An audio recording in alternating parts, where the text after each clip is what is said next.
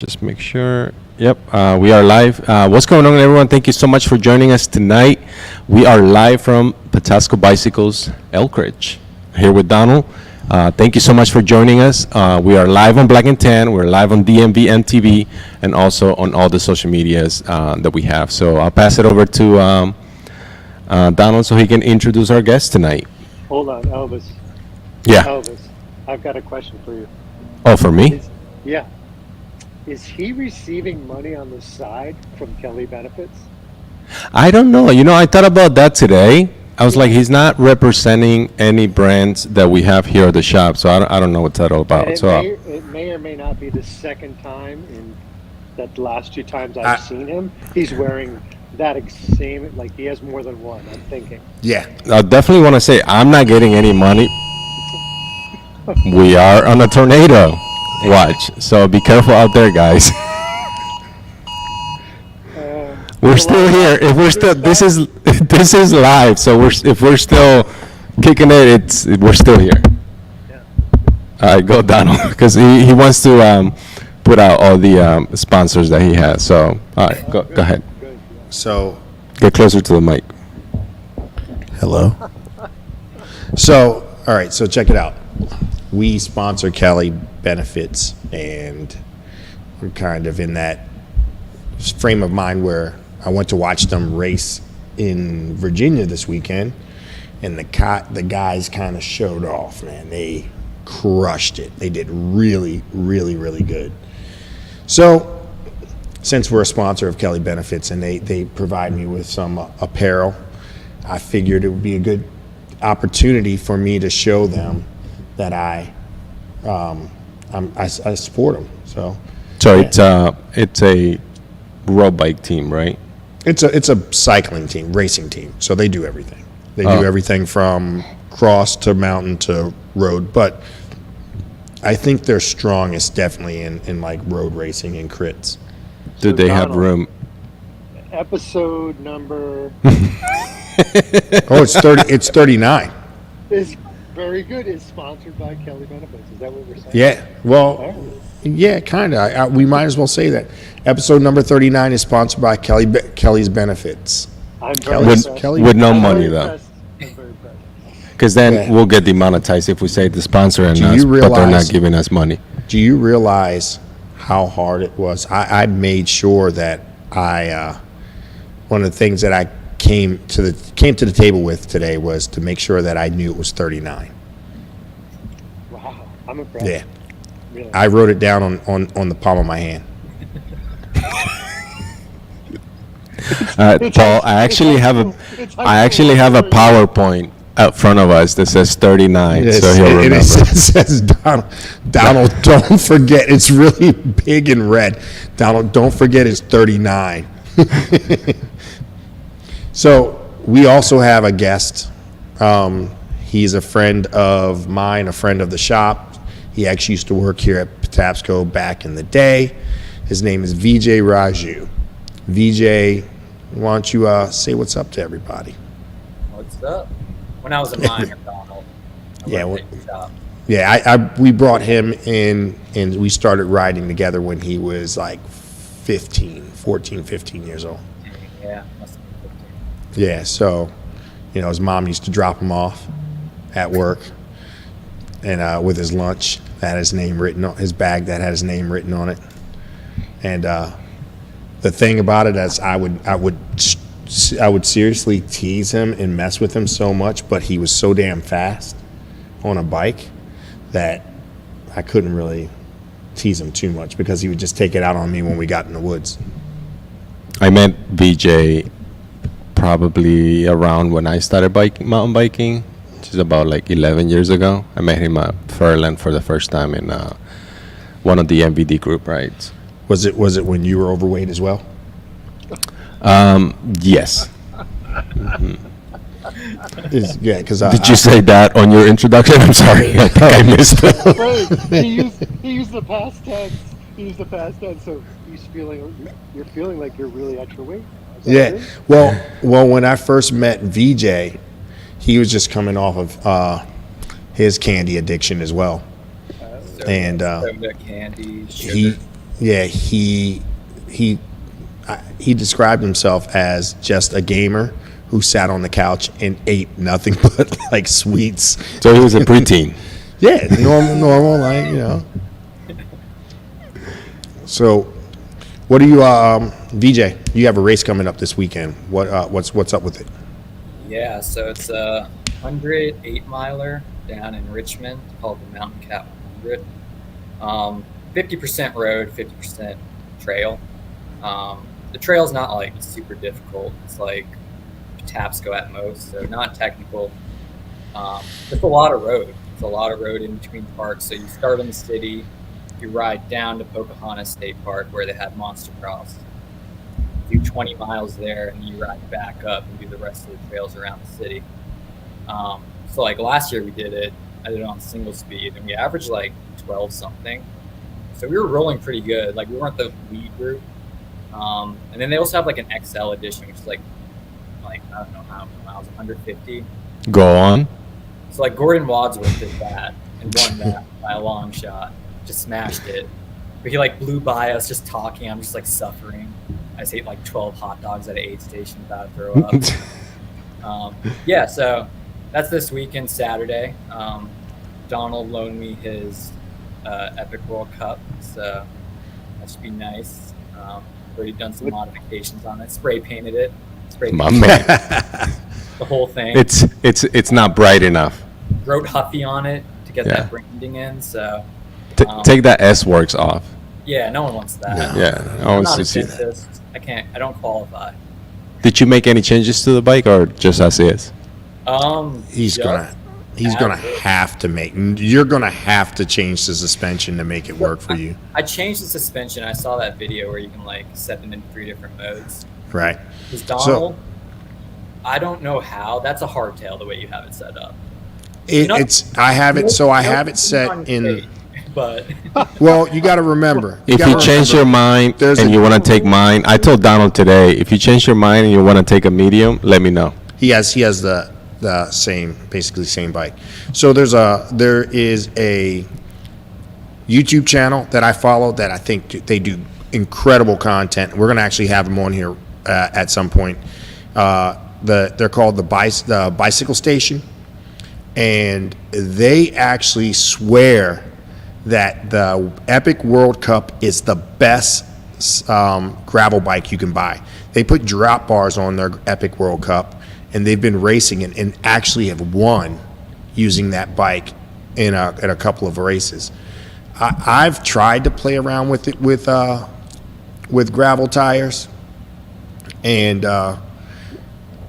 the problem with me testing out a lot of things, it depends on where I am as far as my fitness. My fitness isn't consistent enough for me to say, oh, I rode this bike in January and it felt slow, and look at my times. And then I come back 3 months later and my fitness is much better. Where I think the best person to test a lot of product is a guy or a girl who has a consistent fit. Their fitness is more consistent, so they can, from time to time, can really give accurate testing versus like me, who, again, like I said, my fitness is so up and down that it just, if I was in good shape when I rode the Epic and tried to see if it compare it to the Crux, the Epic might have been faster if I was, so basically what I'm saying is my fitness sucks. But yeah, they're swearing by it and saying that bike they put drop bars on it, they've raced it over long distances, and they say it's the best gravel bike that they've ever ridden. And I've been watching them, and these guys look legit. I mean, they remind me a lot of us in a way as far as their riding styles and the bikes that they choose. They play around with a lot of the things that we play around with. So I'm curious to see when you get back what you thought of that bike and how it handled. I mean, Maybe I do just want to say, around the neighborhood, it's fast. It's a fast bike outright. Like, I don't have to, coming off the bikes I'm usually on, like, that's again a rocket ship, So yeah, why don't not you a comparison. how many bikes do you have right now?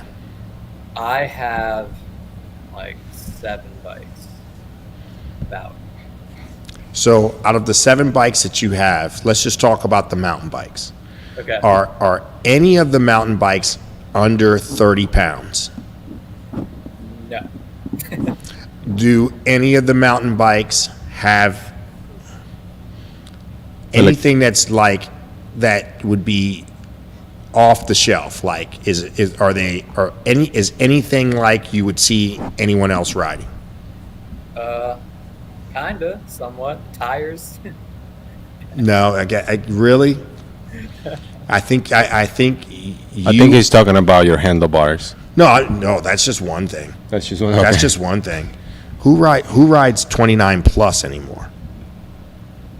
VJ mean- does.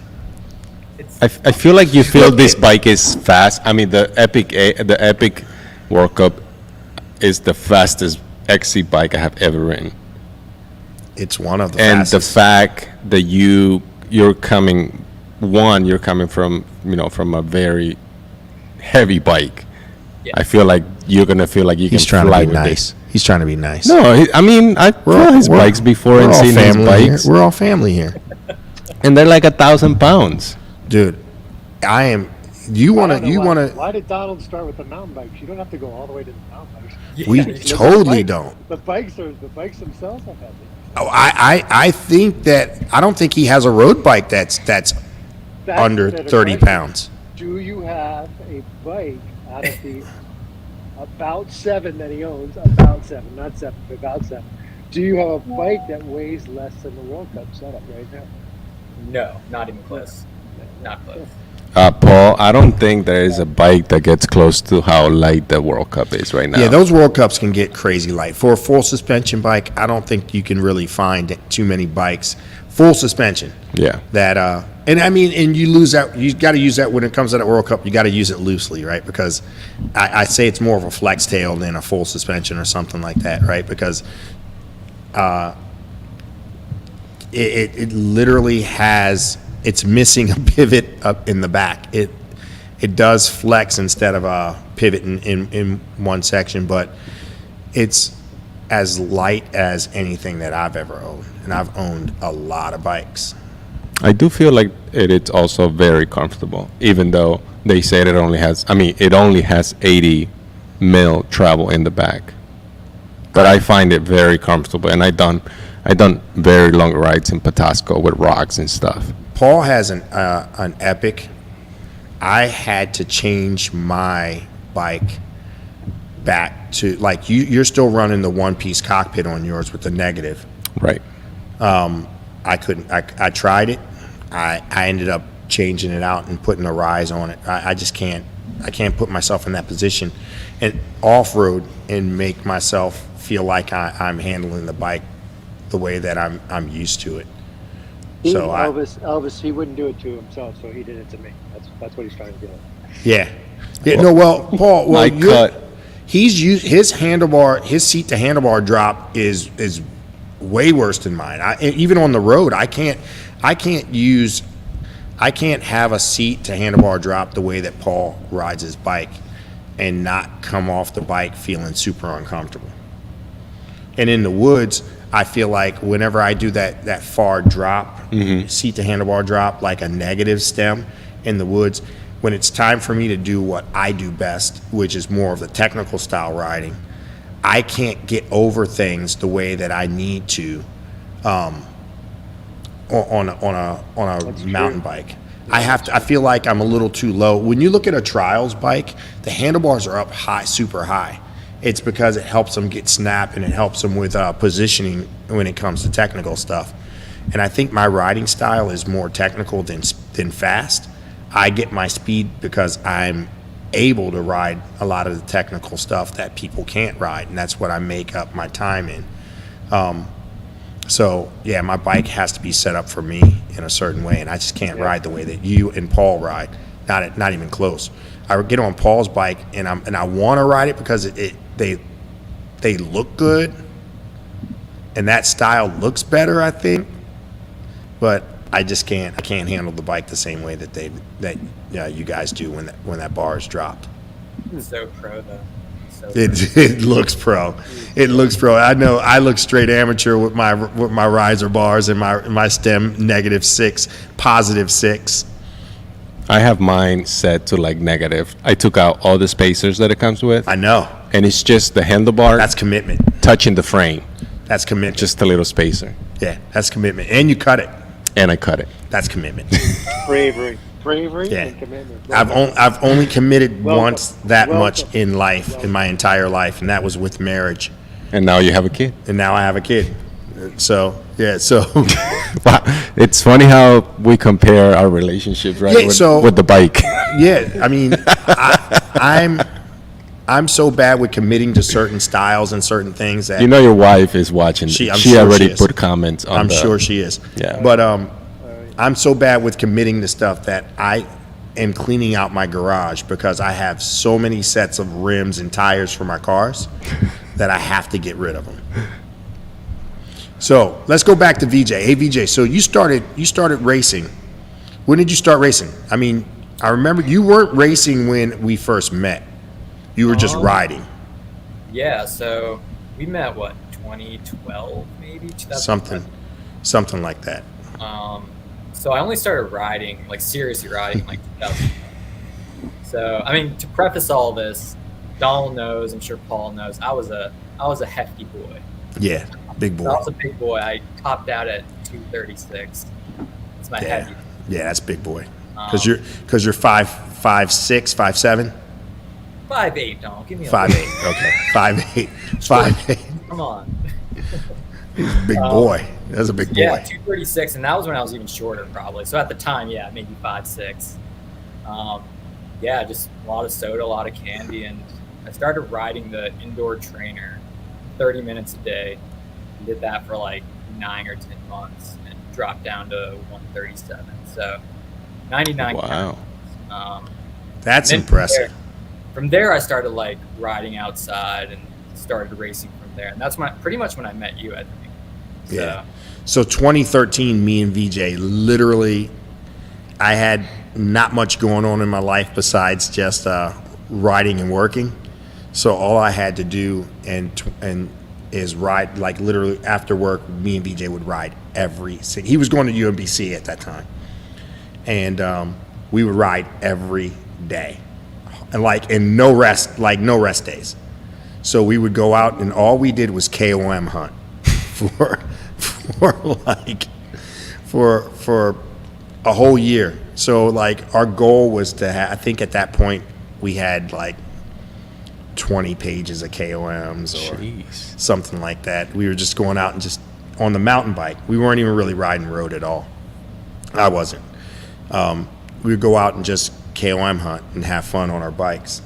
No training. And VJ started racing and started doing really well in racing. But just like his bikes, he can't race a regular race, of course. He's racing single speed while everybody else is on geared bikes. So so now you're on a single speed, VJ, and you're racing. What did the single speed racing, what did that lead you to? Honestly, so single speed racing, then I started racing like Cat 1, Pro, Open. And then honestly did that for a while and then went back to the single speed. And that's just because, I don't know, single speed's fun. Like, it's miserable, yeah, it like sucks, but it's still fun in some way. I guess like suffering that bad. But in general, it's just like, yeah, local races. I never got super far with the single speed, but Well, that's not true. You went to Worlds. yeah, I went to Worlds in Slovenia. That was like, I mean, it's not really like a qualifying event or anything. It's more of like a party. You know, single speeders, they're all drinking beer, doing drugs, all sorts of stuff. But yeah, so Gordon actually won that race in 2019.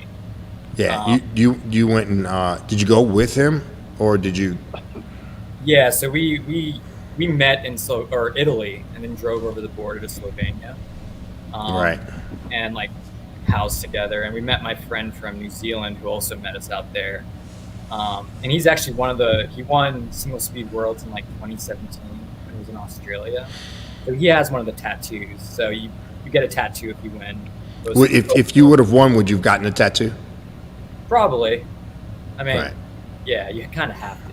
Let's go. I don't know. But it's a lot of people don't understand that single speed worlds is like VJ said, it's not really like a race. Like you win the race, but in order to win, you still have to win like a go-kart race or something strange that they do afterwards, and it's all about who wins both of those type events. Right. So like Gordon won the race. He destroyed the race, but the decider came down to finding a beer inside a giant like hay pile, and he lost that. So really, it's like trivial who's the fastest. It's just like a weird decider. So I think People take it really serious. I mean, yeah. It's like it sounds like it's a party and everything like that, but there's legit people that there's legit pros too. Like there's people that have raced in the tour that have raced single speed worlds. So I mean, it's not like they don't train for it. It's not like they don't go hard. It's some legit fast people that race this. I mean, it seems like almost every race has that category now, right? Like a single speed, or it always has been that way. Like local races, or like I know Shenandoah has that.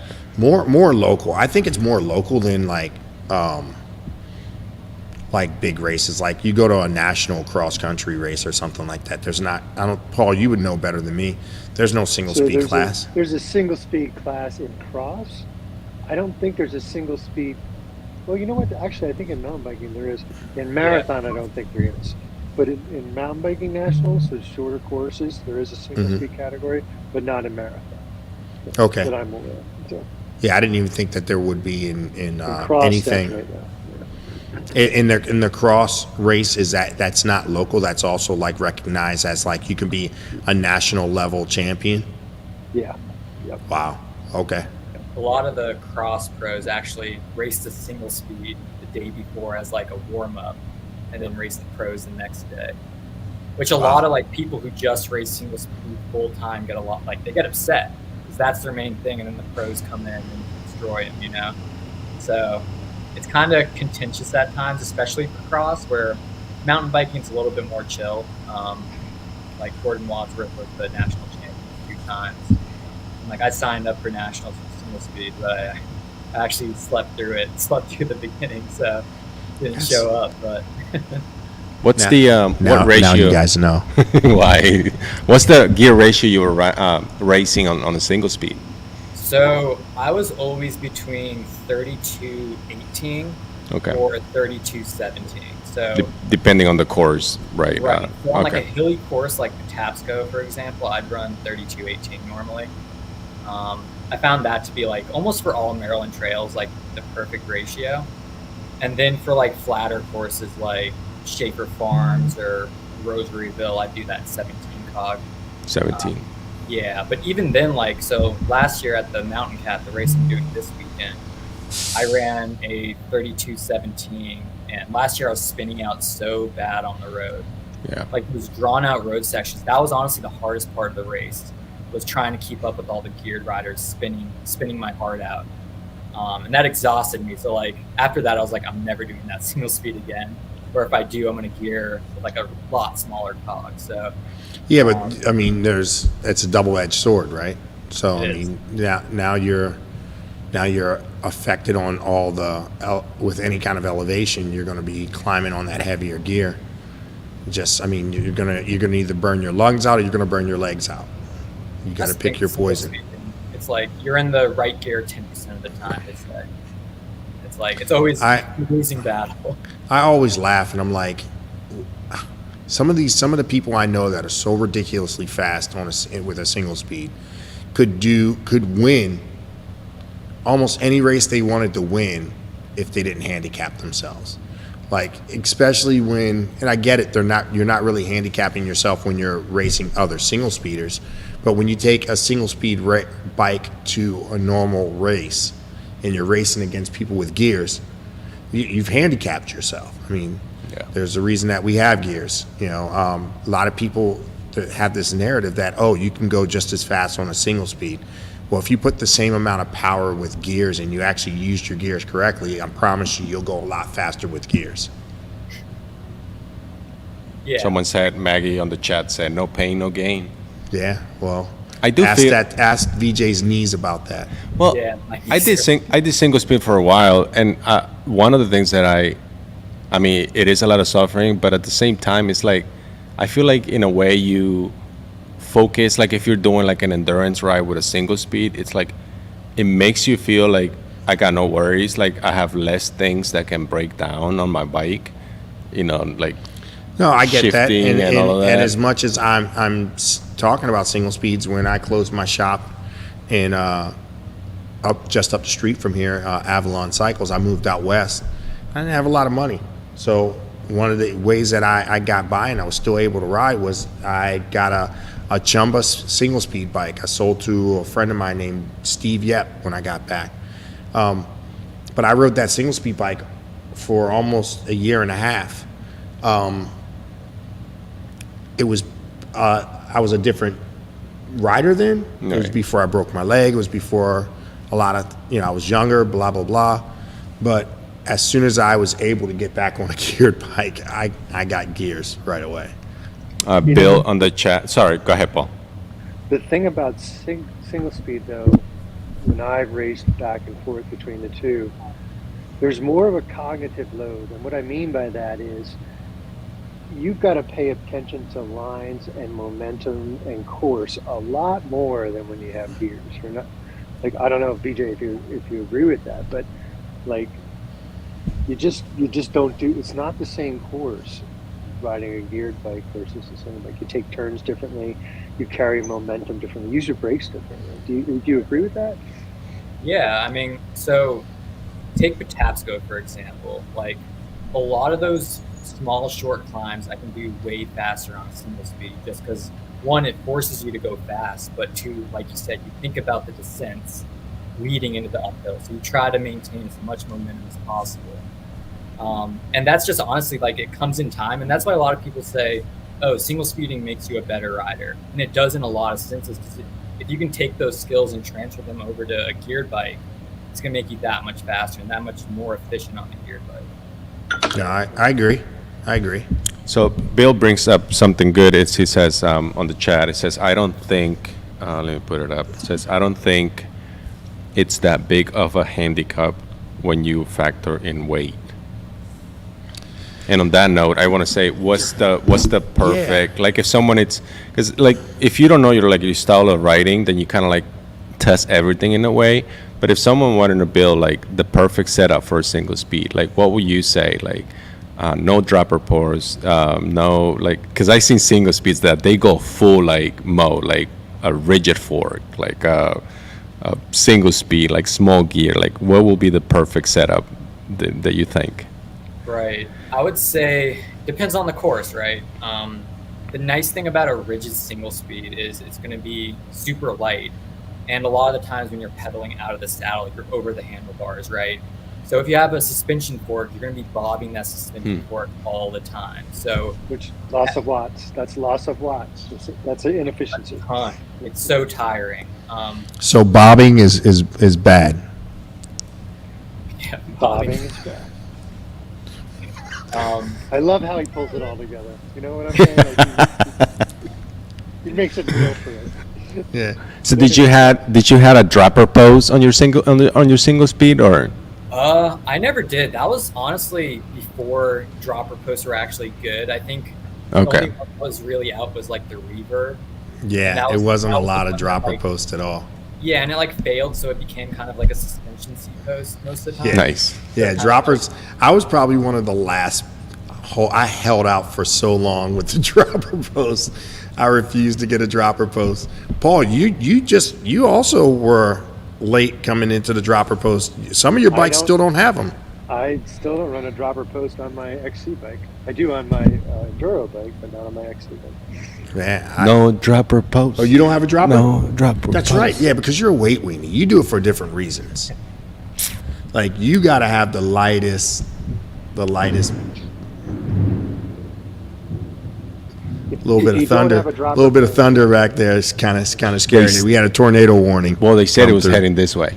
So yeah. So when you hear a little bit of thunder, if we go take shelter down in the basement, you know where we're at. We'll resume this after the tornado comes through. But anyway, yeah. So you're really into weight. Like even I'm into weight to a certain extent, but you're more into it than I am, Elvis, for sure. Paul, you're more into it than I am as well. Like you like your bikes lighter. I wouldn't mind a nice. Okay, so let's get to this part. What was your frame? Was it like titanium, carbon, or because like a single speed that is titanium, man, it looks so nice, dude. He's had all the tie. Oh, he had all of them. I've had all sorts of bikes for different reasons, but the fastest hardtail, and I'll still say this to this day, was the Ellsworth Enlightenment. Yeah, that thing was a rocket. It was Ellsworth's carbon hardtail. They made it for like what, Donald, like 8 years or something. Yeah, forever. So you can actually run that single speed with like they had like these sliding drops that allow you to tension the chain out. But that bike was so. What was it called? It was the Ellsworth Enlightenment, or it was the Ellsworth Enlightenment, their hardtail. Yeah. It was it was fast. There was times where I think we both raced Germantown with it. We both did. Did you have one that race as well? Maybe. I think I might have been on my chain this. Okay. But yeah, I had one that race. I did really well in that race. Showed up typically late and unprepared. I don't even think I had water bottle. And did the race. I came in third in Cat 2. BJ, are you going to drink in your 108-mile ride? So I actually decked out Donald's bike with 2 bottle cages. I know those bottle books were so stuck in just from being like never used. So I'm like, okay. So 2 bottles. I got a little frame bag for the front. And I think the bike's happier that way. So Donald, I think I have it now. Nice. You put a frame bag on my bike. Those little like stylish rolls in the front. Make sure it's He not said- rubbing the paint. He said That's- stylish. That's all I'm asking. Make sure nothing touches the paint. You know how prissy I am about my bikes. You should have brought us a picture of how like the bike looks from before and after Yes. Oh, Donald's yeah. possession. That would have Yeah, been cool. In this crew, BJ is most likely to actually have ribbons Oh, for sure. out of the grips by the time race For time. sure. Yeah. I used to always say VJ would rather lose and make everyone around him laugh and have a good time than win. So, there's been times where we did a cyclocross race, and we got into the cyclocross race for free because I think Patapsco was sponsoring it or something like that. So we got in for free. So the whole time, me and VJ just joked around, and we were pushing each other down in the sand pits and bumping each other, having a good time. And out of nowhere, the announcer said the fastest lap gets a free handlebar, or what, I don't know what they said they were giving away, but ended up winning a free handlebar. And out of us joking around, this is how fast VJ is. So it's the fastest lap of the day, is what they said. Whoever has the fastest lap during this race of the day, you win this big prize. And it ended up being like this full-on carbon handlebar, like a $350 handlebar or something like that. But VJ, after I had just pushed him down in the sand pit, he pops up, and I said, hey, when you go around the next lap, pin it as hard as you can and try to get the fastest lap of the day. So, of course, after we were joking around, he jumps on his bike, pins it, crushes the fastest lap of the day in the cyclocross event. And it was out of everyone, out of all the Cat 1s, everybody. And, wins the handlebars. But that goes to show, I always say VJ is the most athletic person I know. And what I mean by that is when you normally look at an athlete's body, It doesn't look like VJ's. Let's just say that. But I think that's a compliment, VJ. it is 100% a Yeah. compliment. It's I think so, 100%. yeah. But I think that's true in cycling in general, right? I mean, when you get to the elite levels, they all look the same and they all look like cyclists. But there's some fast guys that when you look at them, they shouldn't be going as fast as they are. You know, whether it be that they just don't look in shape or whether they look too much in shape, right? So either super big, muscular. Andre from Carbon 6 is a perfect example. Andre shouldn't be going as fast as he's going. He's built like a linebacker, and the guy's out here winning races now. Like, and he's catted up. He's raced in the Cat 2 to Cat 2-3 race. No, 1-2 race in Virginia this weekend, and did really well. So yeah, cyclists can't judge the book by the cover. Thanks, Tom. You're welcome, VJ. Yeah, I think he said all of that just to, you know, To cover up. say what- how amazing you are. We had someone that said, JTMTV said, I can't ride without a dropper. Y'all crazy. My gravel bike has a dropper. Can't ride it without it. Nah, I know a lot. Well, look, once you get used to that dropper post, man, it is like you gotta ride with it. It It's is 2 hard to ride pounds. without- It's 2 pounds, man. Yeah, but it's a big difference, man. When you're going downhill, it's a big difference. If you're I riding think we should trails put up- like Michaud or Watershed, it's like you need it. It's not even like if or what. Like No. you absolutely need it. But I mean, a lot of people come from the mentality that they didn't have it back in the day, and they did perfectly fine with that without it. So, you know, I think that's what kept me out for so long. It's like, oh, I don't need it to bunny hop over a tree. I don't need it to do this or do that. It's not that I don't need it. I don't need clipless pedals either, right? But damn, they're so much better for me than flats. And I don't need a dropper post to get over this log or get over that. But man, does it make it a lot easier when I do have that dropper post. Yeah. So I'll sacrifice some weight. Do you think a dropper pose? I feel like it has like the sections where you can use it. Yes, you can clear stuff, but I feel like for like an enduro race, for like what he's doing this weekend, maybe remove it, since it's like you're not really using it.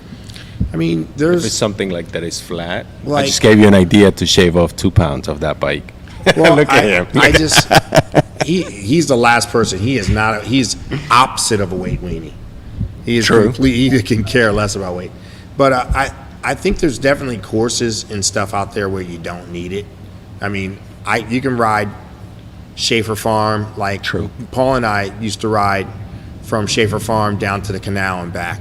We did that a bunch of times, and I don't think that sometimes we went and there wasn't a down tree the entire time. Like there was nothing there that you had to drop your post with, right, Paul? No, not at all. Not at all. In fact, you could keep your front fork locked out on most of that stuff. Right. Yeah. You know, so. I mean, So- Schaefer Farm, it's almost like non-technical. If anything, Right. you get like a couple routes here and there, like bridges and stuff. So Is anyone using a dropper post in cross, Paul, that you know of? cross Not that country. I've seen. Not that I've seen. No. Actually, Cyclocross. Oh, cyclocross. not actually on cyclocross. No, not that I've seen. I mean, so Elvis made a point. Hey, I can get you 2 pounds off your bike, but is that true, or is it 1 pound at this point? Like, where are we at on weight between a dropper post and a good carbon post? I mean, it's maybe a pound.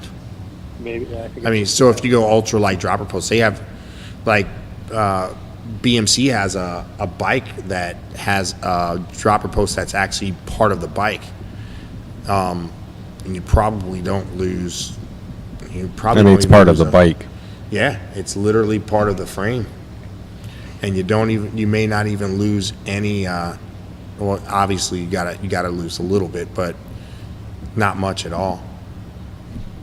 And it's a pound, so, and it's not rotational weight, so in the No. end it's not going to matter a ton. And I feel like the benefits like definitely outweigh the con with the weight.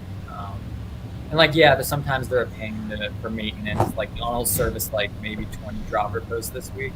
Every time I was at the shop, he was doing a dropper post that was covered in mud. Yeah, it's literally, it's one of those things where people don't think about servicing them until they stop working. So, and then they bring them in and service them. But a lot of times, just like anything else, by the time it stopped working, it's way past its service interval. You probably should have had it serviced a long time ago. You know, you don't wait until your this motor stops running before you service it. You know what I mean? You change that oil frequently, and unfortunately, people just don't see it that way. Maggie Diaz said the mustache is era. Is that Maggie? Maggie. Ooh. Let me tell you about Maggie. Maggie's VJ's, whatever you want to call her. I'll let you call her out, VJ. But anyway, she plays practical jokes on me all the time. Partner in crime. A Partner. Wait. in crime. That's exactly it. Thank you, Dr. Lavelli. One of the best scams I've ever seen. Is that the time that he went to jail? She got you too, Dr. Lavelli. 100%. She got you too. 100%. She got me again. Let me tell you about the one she got me again. She calls me kind of like panicking, telling me that VJ just got arrested. And I'm like, which is in the realm of possibility. It's not like, oh. well, she's so good at what she does. She needs to be an actor or an actress. So she has me believing that VJ got arrested and all of it was lies. just so VJ can pop out from around the corner and say, I got you. It was so good. She's so good at setting me up. She sets me up and plows me down every single time. She gets me. Elvis, let me tell you the original story. Have you heard it? I'm going to tell No. you. No. Okay. So we're all in the shop, and in walks this woman, and is trying Specialized made this one piece. Sorry, this one piece bib that had for women only, and I think Tom is there, I'm there. We're all trying to help her figure out how to put it on, because none of us can figure out like what's the right way. It's the weirdest bib ever. Is that the one with the X in the back? It has some type of pocket in the back that's built in, and it does some weird thing. It's not like any other bib. It's their own thing. 34 years of school right here, and I could not figure that crap out. It was bad. And she would go into the fitting room and come out over her clothes with this bib on the wrong way every time. And so we were just desperately trying to, and then BJ walks in, like, BJ, what's up? And then BJ starts working on something in the back, and this woman comes out, and we finally get ready. She's like, I'm not gonna buy it, but then she starts asking Donald, like, who is he over there? So she comes over to me and she's like, who's that guy? Right? And meanwhile, I had no idea that they knew each other at all. I thought they were I thought they were strangers. And I'm like, you know what I'm gonna do? I'm gonna set you up with this dude. I said, that's my friend VJ. I got you, don't worry about it. Right?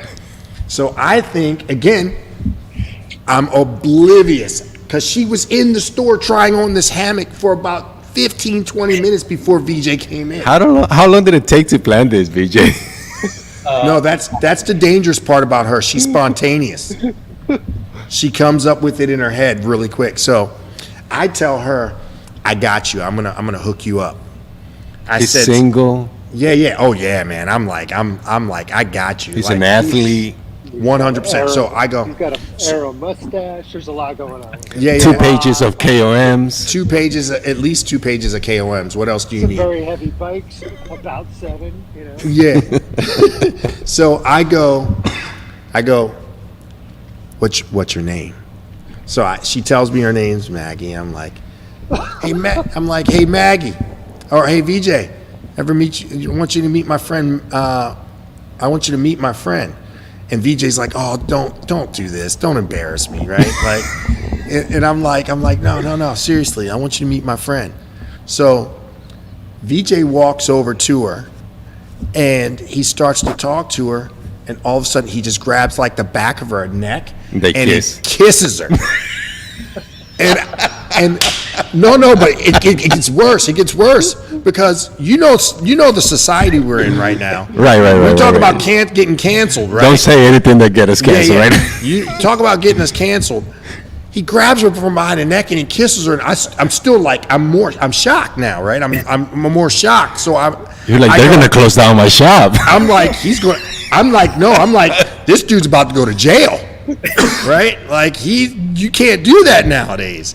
So he kisses her, and I'm like looking at her, I'm like, what the hell? And I'm like, then they were like, gotcha, right? And I'm like, still like confused. I'm like, what the hell just happened? It was all an elaborate scheme just to play a joke on us. And it worked. It worked so good. It's one of the best ones, to the point where I had to play it back through the cameras because people wouldn't believe me if I told them. I played it back and laughed so many times at my reaction because I physically jumped back when he kissed her. I went like this. I was like, whoa. He's fast. Yeah, I'm like, that's good. So that's one VJ story. There's thousands of VJ stories. I have thousands of VJ stories. But yeah, so that's VJ and Maggie who keeps writing in the chats. So if you see Maggie's chat pops up, and by the way, I owe her big time, and it's payback. It's all payback. I just got to think of a good one. It's not going to happen. It's gotta happen because she deserves it. I With her talent, like her so much, but don't like her. No. I'm telling you, it will end up worse on you than it already is. Like, suck it up, swallow. Okay, she got me, and walk away. She got me twice, I'm Paul.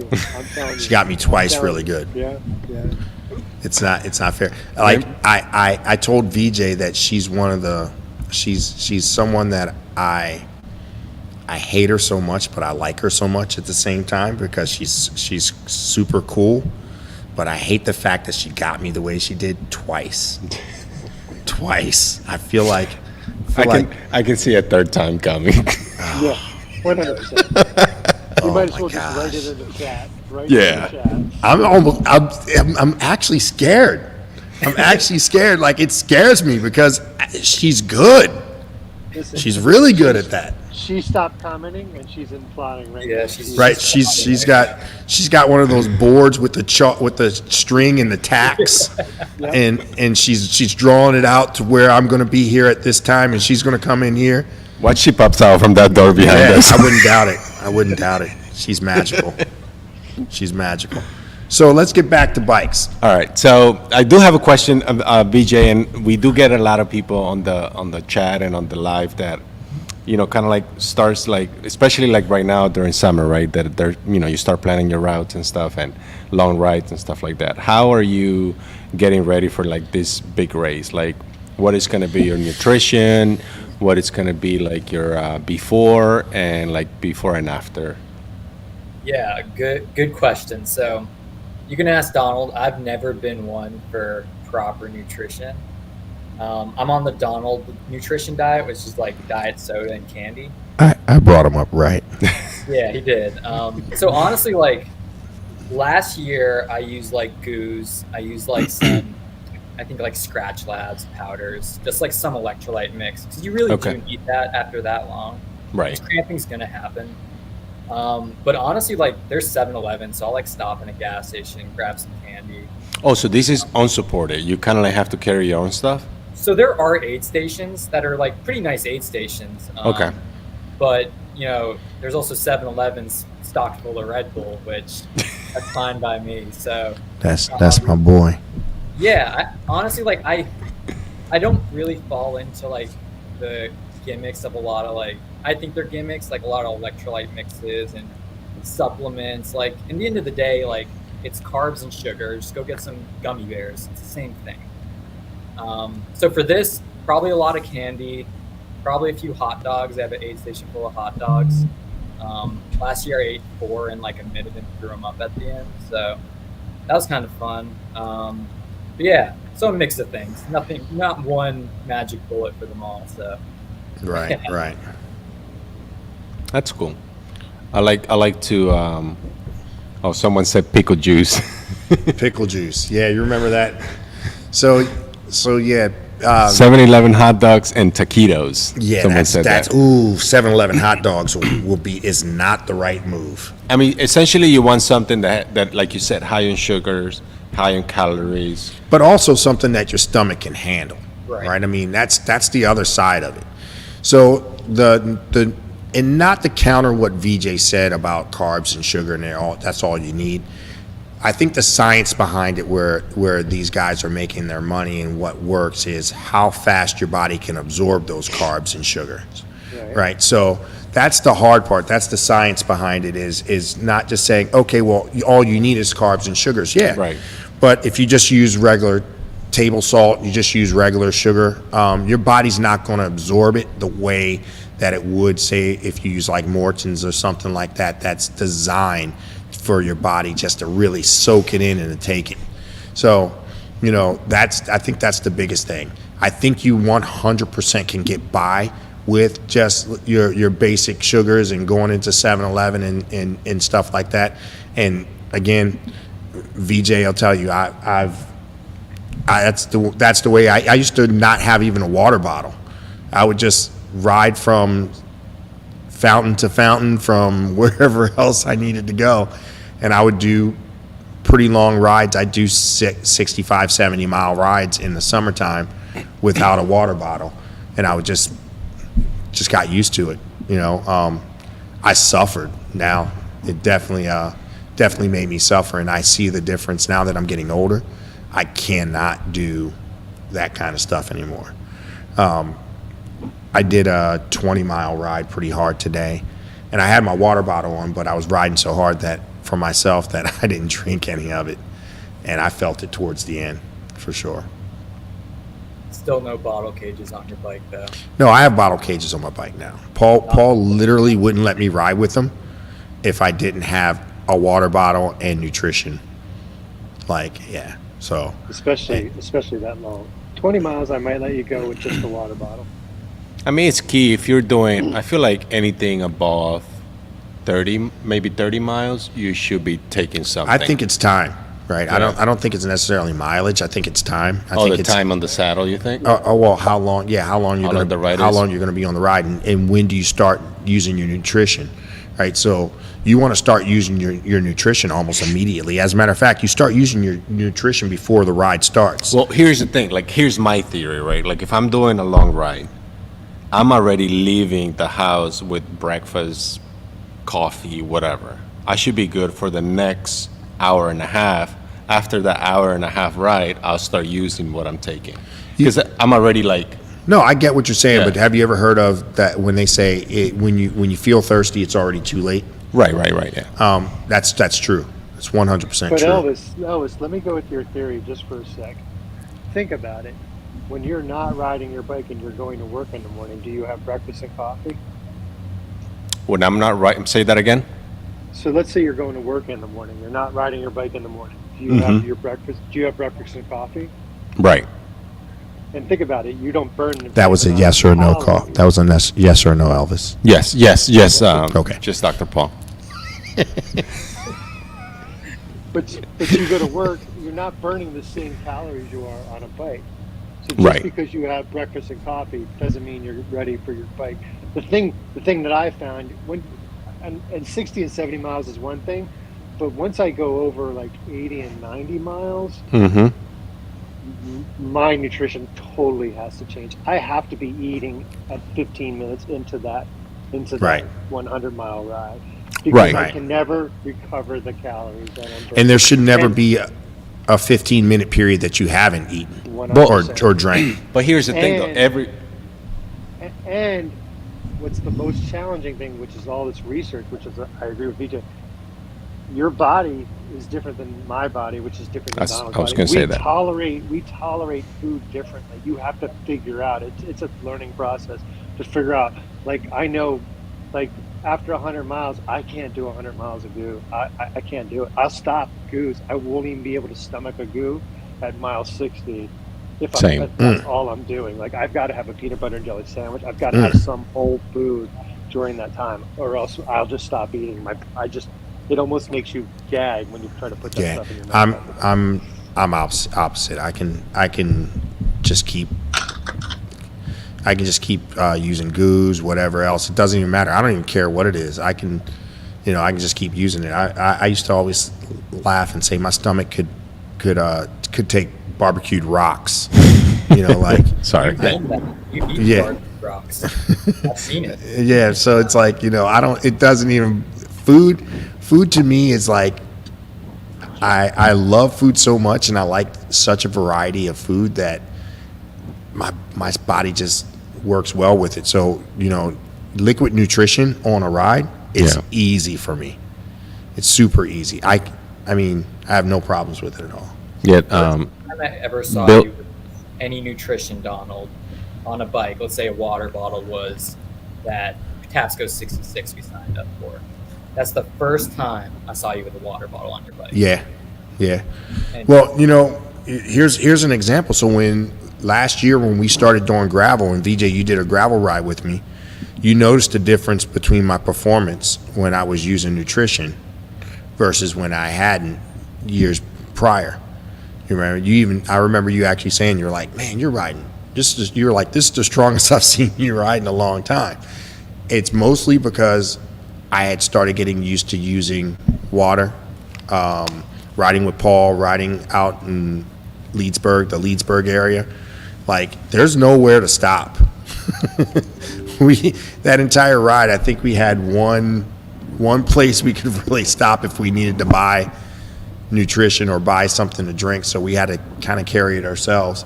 And, and they were riding at such a high pace that I couldn't afford to fall off, because after you fall off, it's sufferfest.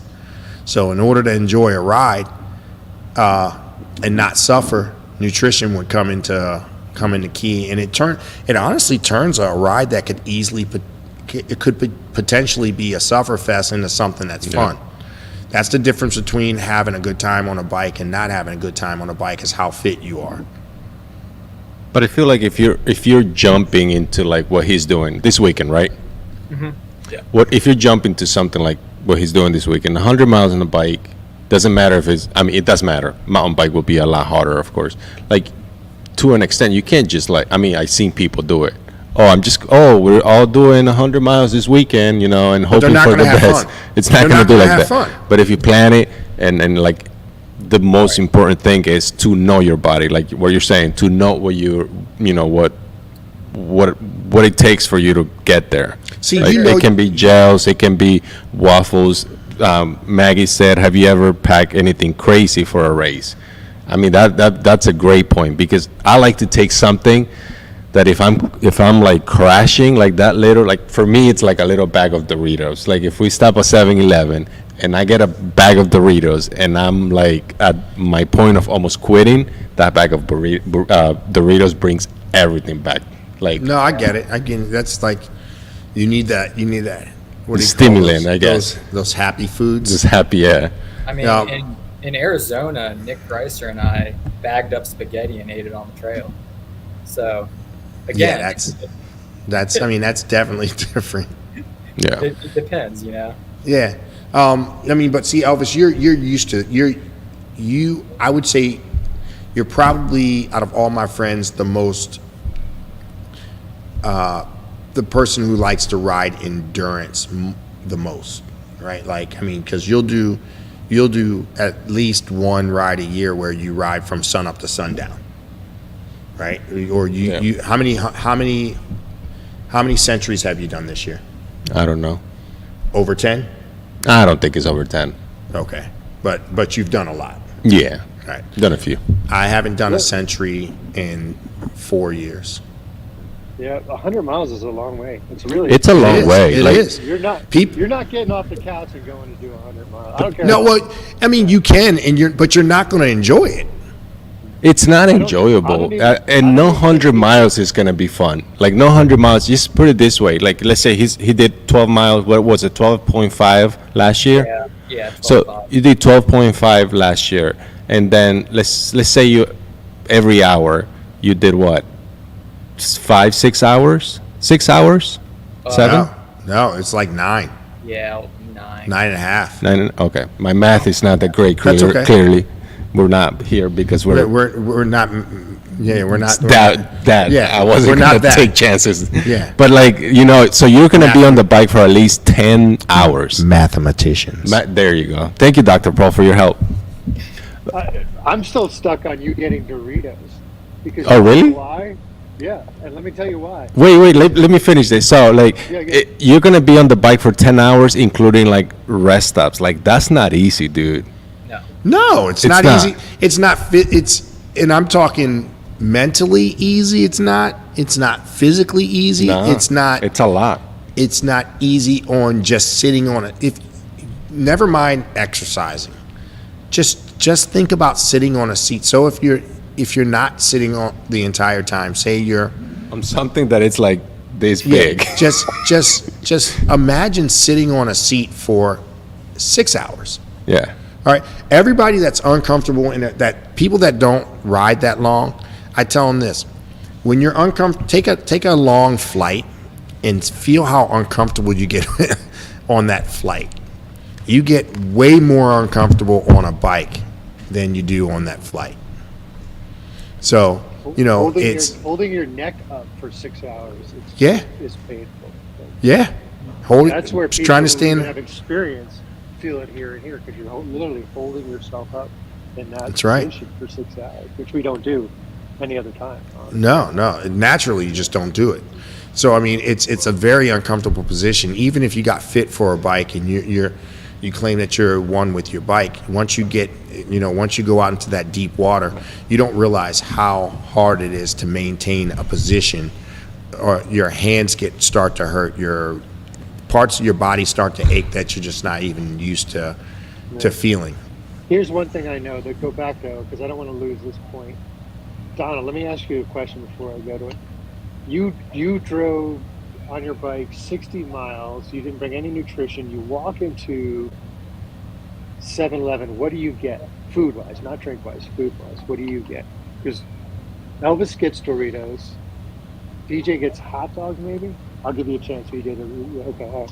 What do you get? I just do like candy. That's the only like after a Okay, while candy. that's all I can really Yeah. digest. I can't. What do you get, Donald? You're 90 miles in. I don't You're know. done. I don't know. I know exactly. You've seen me you've seen what I've got. Mine is What's always blueberry or maple Pop Tarts? Well, hands down. Oh, those are great. Those are great. Ooh, That's that's a good. good choice. But here's the thing. I burn sugar at a really high rate. I don't burn a ton of salt at a really high rate. My guess is BJ burns sugar at a really high rate. My guess is he doesn't burn a lot of salt. Elvis is craving Doritos. My guess is he burns a lot of salt. I mean, think about that. What have you seen me get, Paul? What have you seen me get? Taco Bell. No, no. You'll get a donut sometimes, right? I've seen you get a little pack of donuts. Yeah, I've gotten something like that, just for the sugar, and then I top that sugar with more sugar, coming from like I'll do a red. I like Red Bulls. Use the Red Bulls. Your Red Bulls. I'll do. So I go in. The first thing I look for is like that Red Bull in the green can. I don't even know what flavor it is, but whatever the stuff is in a green can, Sponsor alert. dude, that Red Bull in the green can works wonders. Does it So, give you wins? Does it make you extra watts? I don't know what it gives me, but Matches it his helps. Kelly gear. Matches Yeah. his Kelly gear. so the Red Bull in the green can is the good stuff, and then I'll also get like a berry. What do you call those sport or some type of sport drink or whatever, and I'll guzzle the Red Bull and I'll put the rest of the sport drink in my bottle if I can. I've not Yeah, seen that's you it. get a ton of food. I've not seen you get a ton I don't think of I food. don't It's think usually I yeah. I made a so one I went riding down to Annapolis once from BWI Airport. I rode down to Annapolis and got down there. We were hanging out at the docks, and I decided to get a cream of crab soup.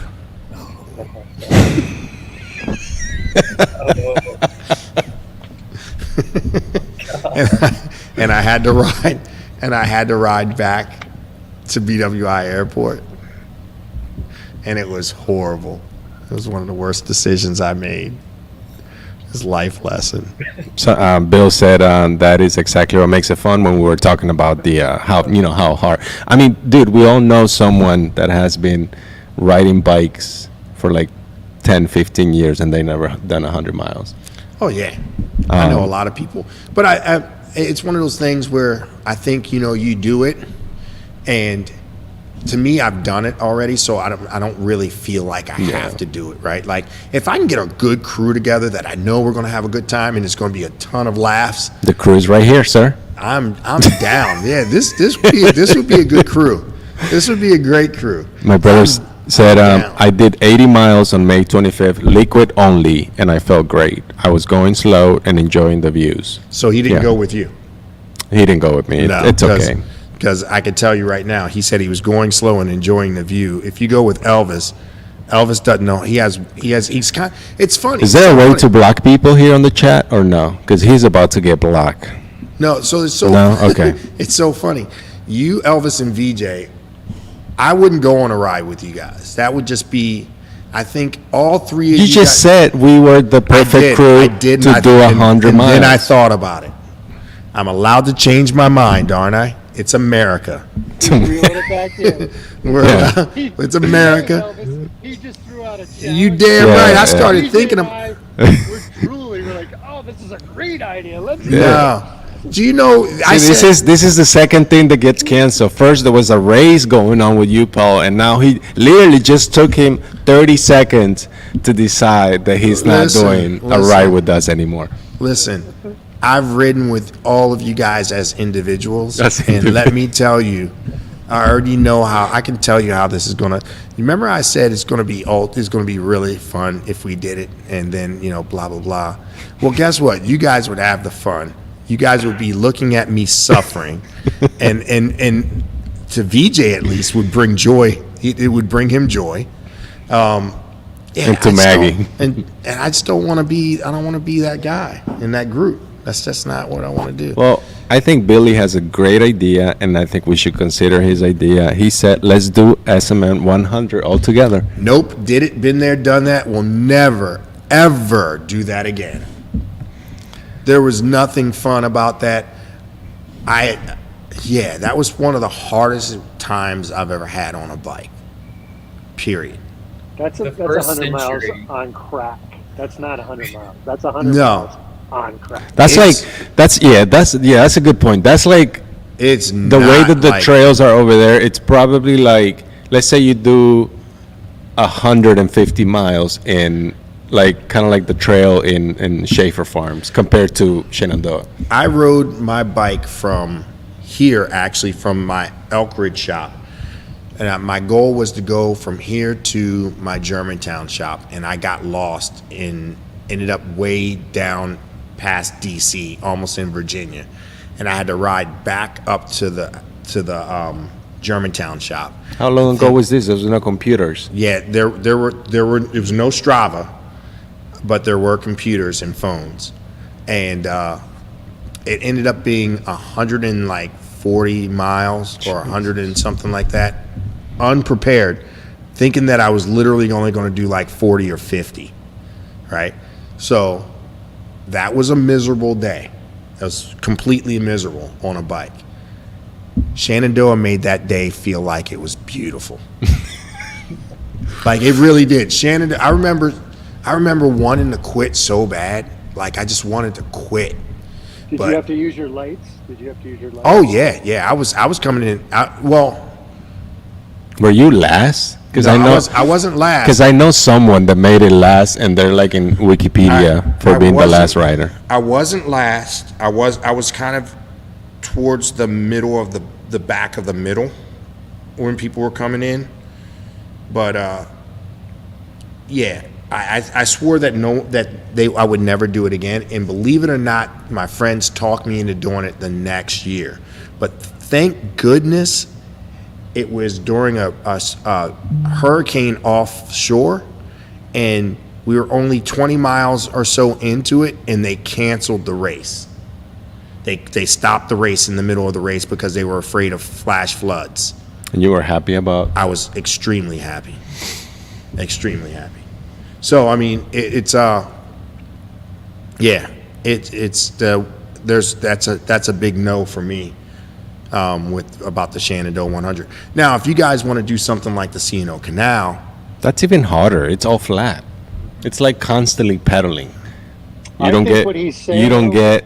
I think what he's saying is he thinks that the four of us can make it from DC to Cumberland and back in one day. I think. Oh, that sounds fun. That's my. DC and Cumberland and back. There's I'm no down way for that. I don't want to do that. See, you guys you're making everything into a race. I don't want to go. It's not a race. It's having fun. And can you imagine? Like we can do like a live podcast of like 14 hours of us riding. No, I'm good. No I'm water good. bottle. The I'm water good. bottle. That- I mean, they do that's- have the little things that you can pump water out of them. Fountains Yeah. on the way. There's a couple fountains on the way. Yeah. Me and Andy did 54 on the canal the other week, and I wasn't happy at the end. Dude, my brother just put a comment on it. He said, "Remember our last 100 miles at the C&O Canal?" Dude, we did 100. I don't know like what happened, but like both of us. Did we start that with you guys? Was it me, Paul? I don't remember. No. And is that the one where you got the Andy? No, me, Paul? no, that was That's with, the one where you got the flat with Almond.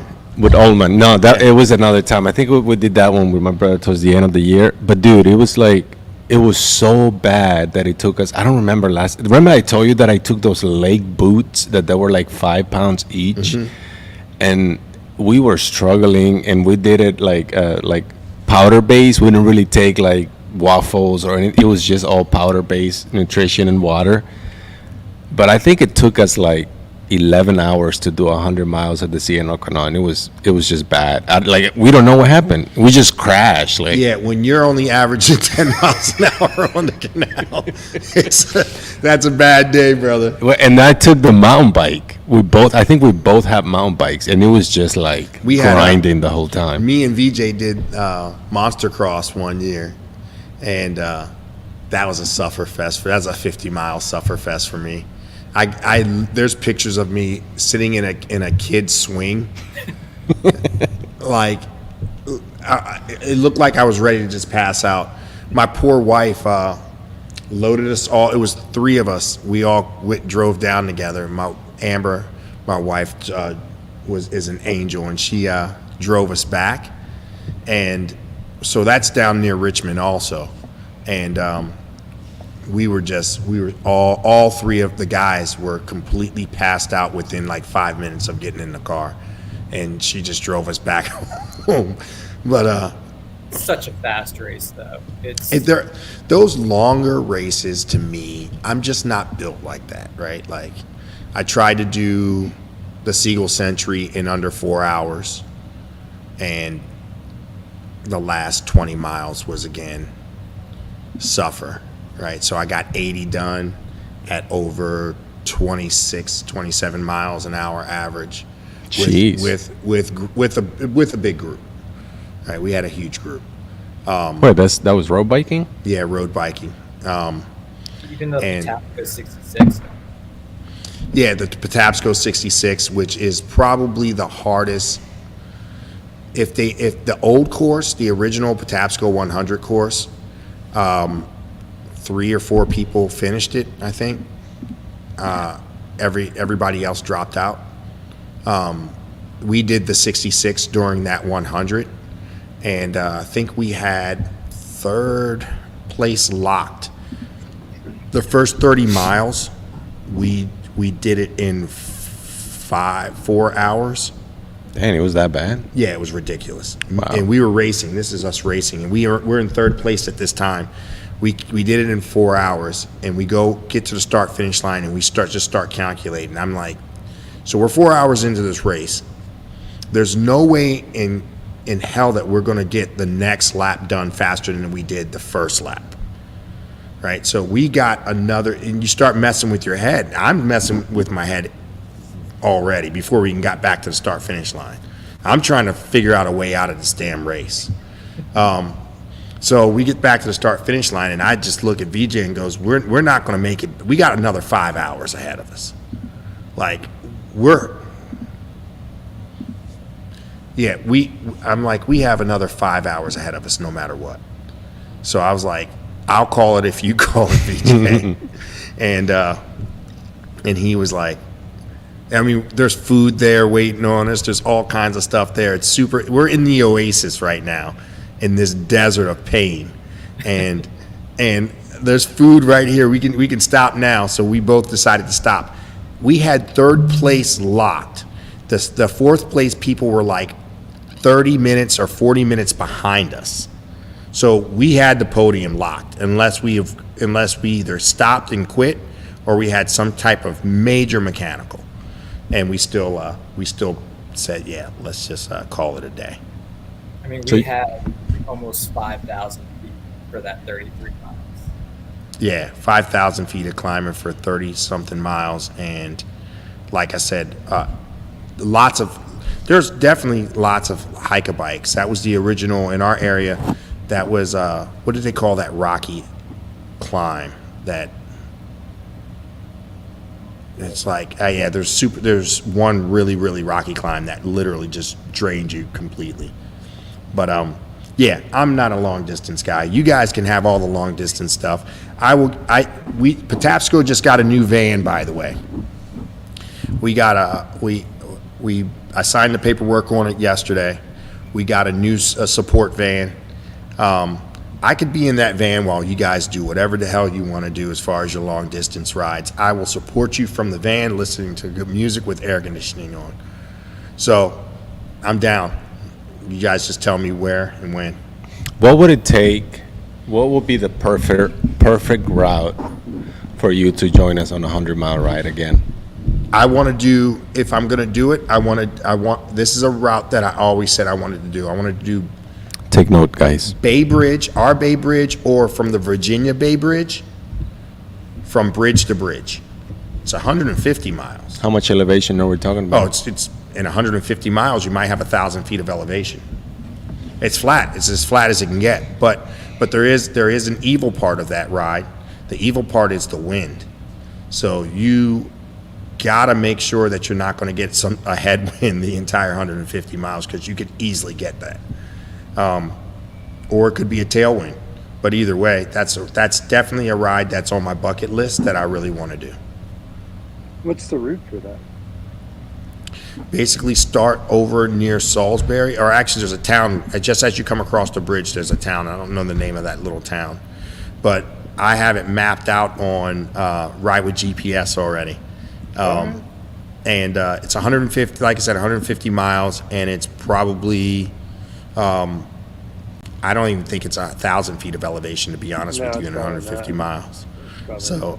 So it's flat and fast, and But you're could- right about the wind. I've had the Church Creek time trial. It's a huge difference on where yeah, the wind is I coming mean, from and that. the crazy and sad part about wind is you never know when it's going to stop. You can see the crest of a hill, but you can't see when wind's going to stop.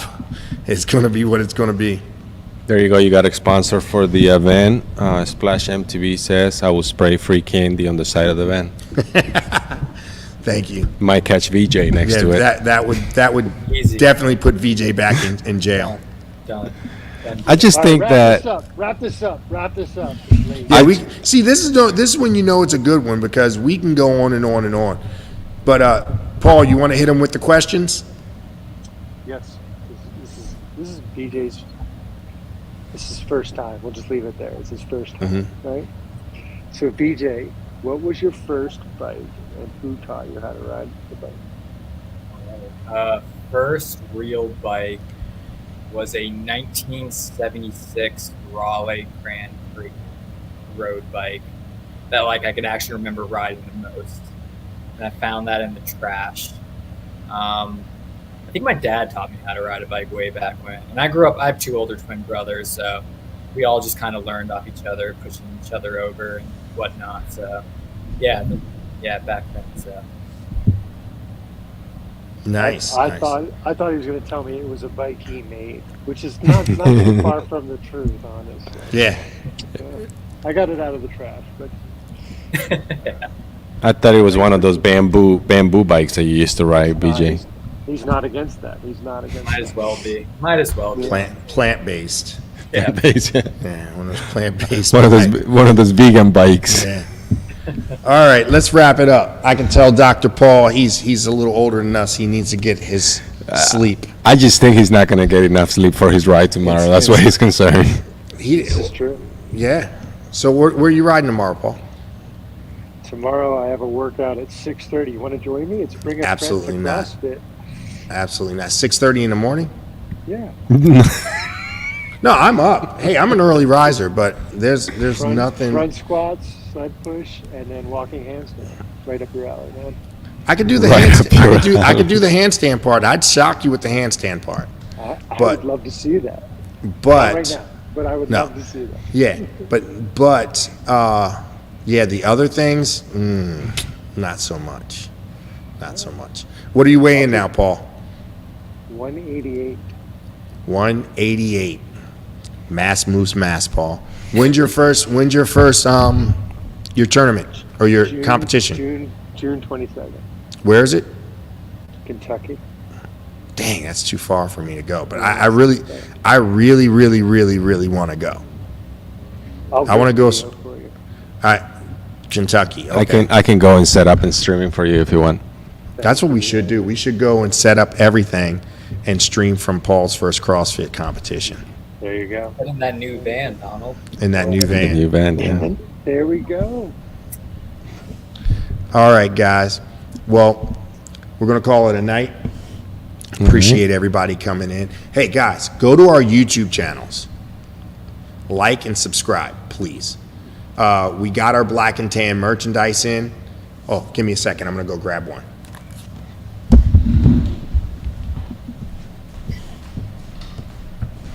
So wish you a lot of luck, man, on the race.